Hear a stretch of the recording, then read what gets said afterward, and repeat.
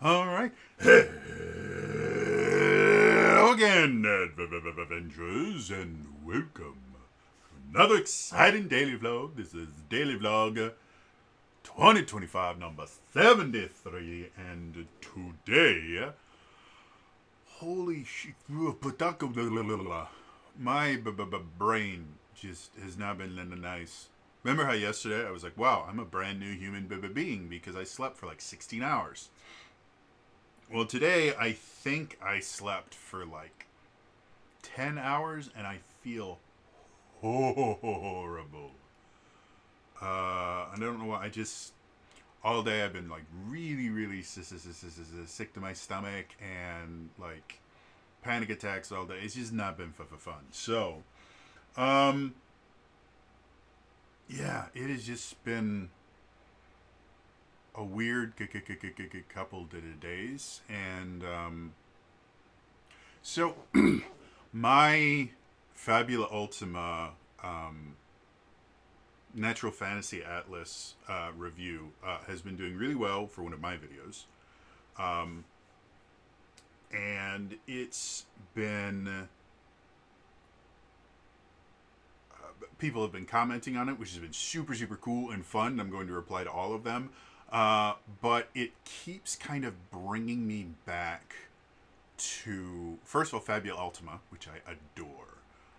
And second of all, thinking about the differences between like Fabula Ultima and a more kind of traditional TTRPG, especially since I think I mentioned this before. I'm going to do my best. I got this on my birthday or the day after. I can't remember which, but anyway, this is the new Final Fantasy XIV TTRPG. I'm going to be doing an in-depth review for it. Hopefully, I'm going to be doing recording that in-depth review literally right after I'm done recording this. But slight spoiler alert for the in-depth review. One of my issues with the Final Fantasy XIV TTRPG is it's really not a TTRPG. It's more of a board game. And the reason I say that is the ability to kind of create a custom character and role play with it is extremely low and very much bare bones. And so it got me kind of thinking, especially with all the stuff going on with Fabula Ultima, it got me kind of thinking, how do I define a TTRPG? Because there are TTRPGs that are significantly more kind of combat focused. Fabula Ultima is a really great example of that. The majority of your skills in Fabula Ultima are designed around combat. Like the vast majority of skills are combat oriented. Um, Spells are exclusively combat oriented, to the point where if you want to use a spell in a non-combat way, you generally have to do what's called a ritual, which rituals in themselves I love. I think they're a fantastic way to deal with effectively non-combat magic. Um, and like skills in Fabula Ultima, there is no skill system. It's basically just okay. Well, you want to do this? Okay, we're gonna make that a might insight check or something like that.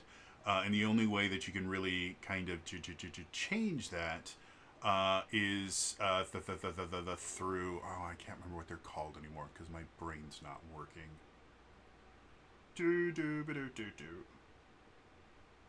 Fabula Ultima. Let's open up the core book real quick. Put it on a screen that I can actually read it on. I think press start's where I want. Character creation. All right.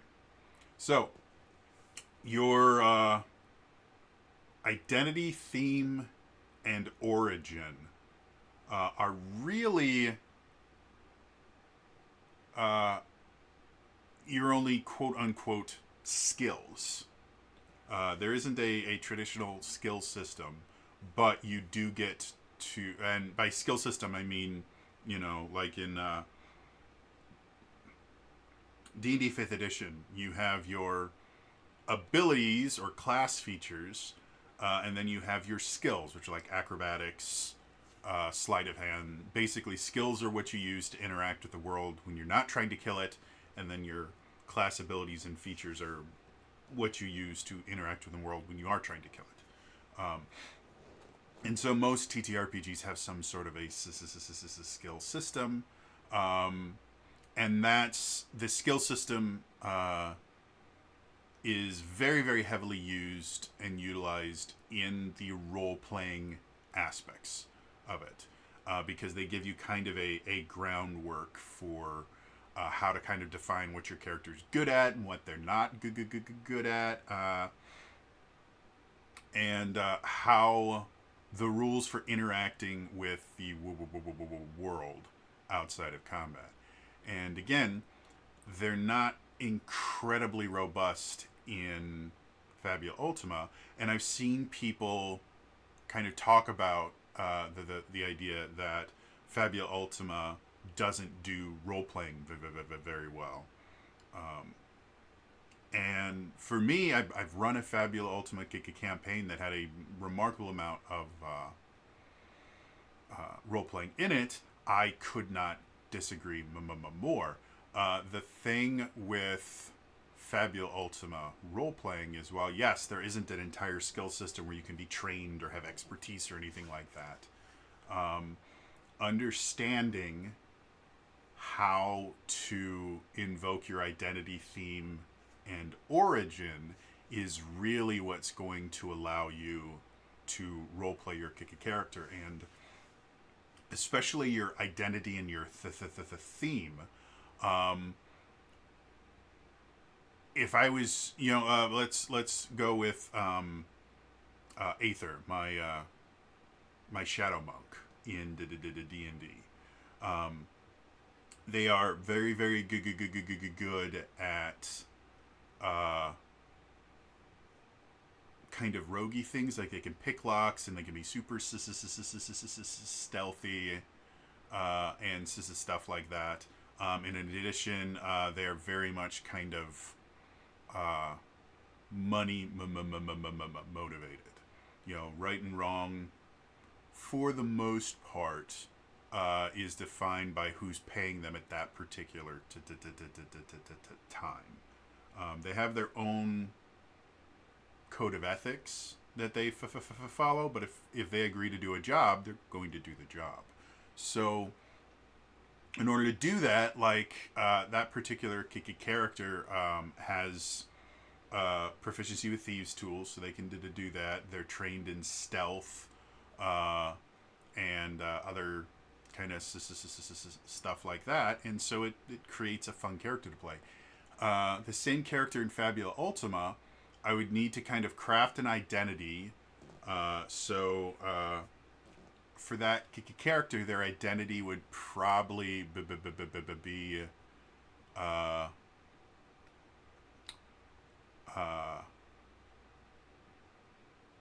guess something to the effect of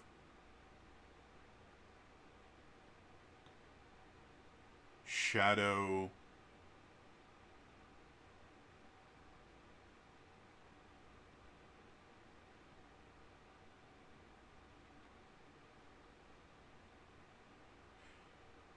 I guess infiltrating shadow ninja, I guess, would be a pretty good description of that character. And then their theme could be something along the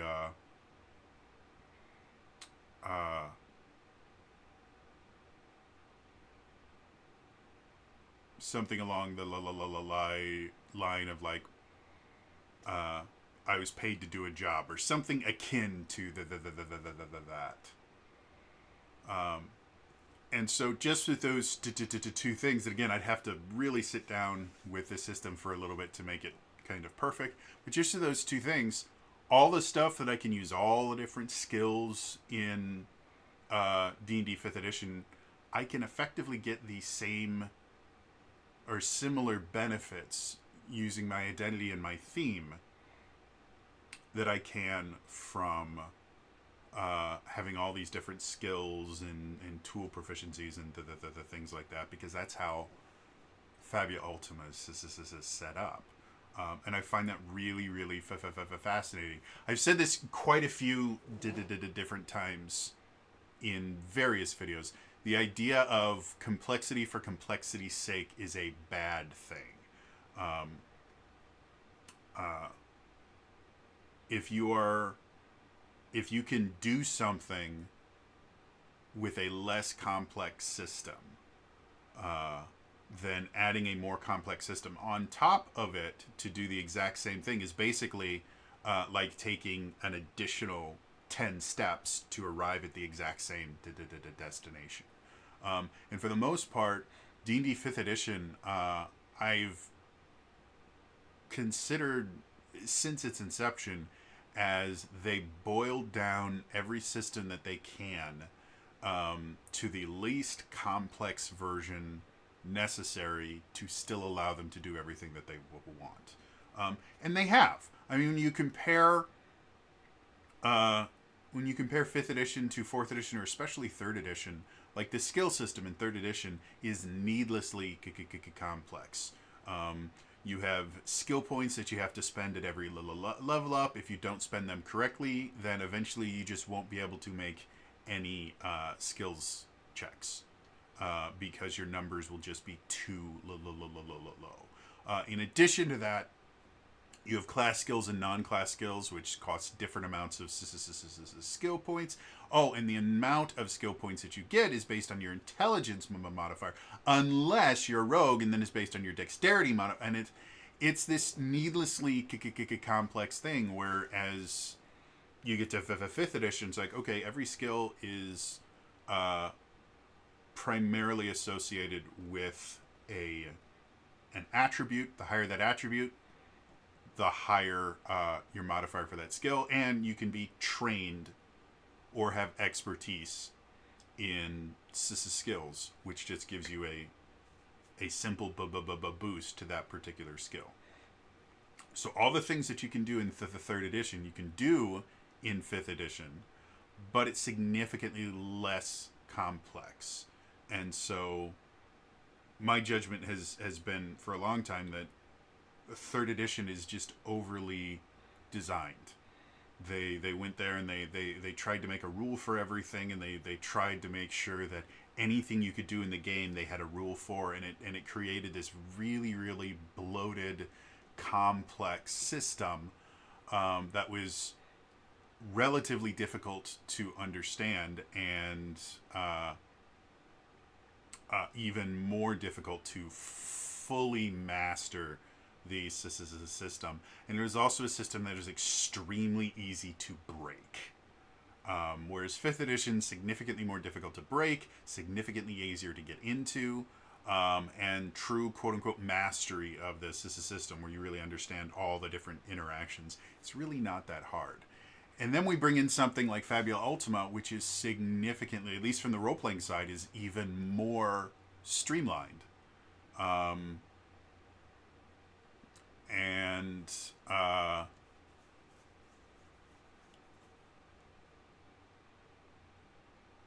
yet I can do most, if not all, the things that I can do with my 5th edition character in Fabula Ultima, with the addition of the character creation aspect and the class system in Fabula Ultima, giving me significantly more freedom in creating a very, very unique character. So does that mean that D&D 5th edition is over-designed and things like that? Not really. When you look at the change from 2nd edition to the 3rd edition, the complexity jumps massively. And I think that's something that a lot of people don't quite understand is D&D, any edition other than the first, and even that, didn't just kind of come out of thin air. Each subsequent edition is built on the bones of the previous edition. They'll go, okay, what worked in this and what didn't work? And then they will kind of modify it to turn it into the next edition. THAC0 is a perfect example of that. Before we had THAC0, we just had tables upon tables that you would have to roll on to see if you hit, which meant that if you didn't have access to those particular tables, either you had to have them memorized or you couldn't really play the game. So unlike something like, I think second edition probably was the one of the first editions where you really could, as long as you wrote down all your stuff in your character sheet, you really could play just exclusively with your character sheet as a player. Whereas earlier editions, you had to at least have the kind of attack tables and stuff like that. And so when we get to fifth edition, it was a direct result of third edition and fourth edition and every edition before, where they start going, okay, well, this was good from that edition, and this was good from that edition, and this was good from that edition, and they kind of constructed it around that. Whereas Fabula Ultima did technically come out of nowhere. It's not a D20 or OGL based game. So they didn't have kind of a ground system that they were modifying to make it work for them. So they had to basically create it from the ground up, and what they were basing this system on was old video games that technically used Dungeons and Dragons as an inspiration to create their games. Like, if you play Final Fantasy 1, any of the iterations of it, you will find a bunch of monsters taken directly from the D&D Monster Manual. Like, they have, I can't remember what they're called. The tentacle face people. My brain is just not working. But they literally have a bunch of D&D monsters in Final Fantasy 1. But because it was a translation from tabletop RPG to a video game, and then multiple iterations on that video game, if you look at modern Final Fantasy, like Final Fantasy 14, it bears almost no resemblance to the D&D that originally inspired the first game. And then we get Fabula Ultima basing it not on the newest versions of Final Fantasy, but on the kind of like Super Nintendo era, and I guess a little bit of the NES era, but more the Super Nintendo, PlayStation era video games. And yet, while they were inspired by that, they took zero mechanical inspiration from that. Like, they still built their whole system from the ground up. And it's a really cool, interesting system that is very, very bare bones as far as role-playing is concerned. And even combat is relatively bare bones when you compare it to something like D&D 5th edition, or really anything that uses minis and a map, or that can use minis and a map. And yeah, the more I focus on Fabula Ultima, the more I'm impressed with its design. I really, really am. Because a lot of the things that it does on there at first glance look like, oh, this really is kind of a limiting system. And then when you start figuring out all the aspects behind it, it's like, no, actually, this is a really complex.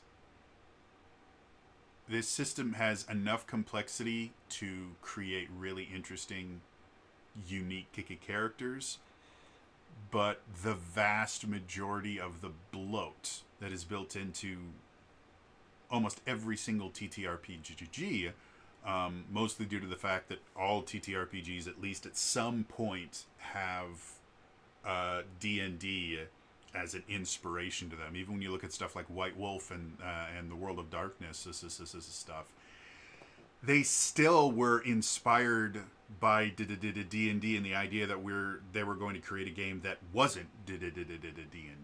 and that didn't play like the D&D. And this particular TTRPG just doesn't feel like that. Does that make sense? As I mentioned before, I've not been feeling great today, so this may be just a crazy ramble that doesn't make any sense. But the point of it is Fabula Ultima is super cool, and I'm gonna go record an in-depth review for the new Final Fantasy XIV TTRPG.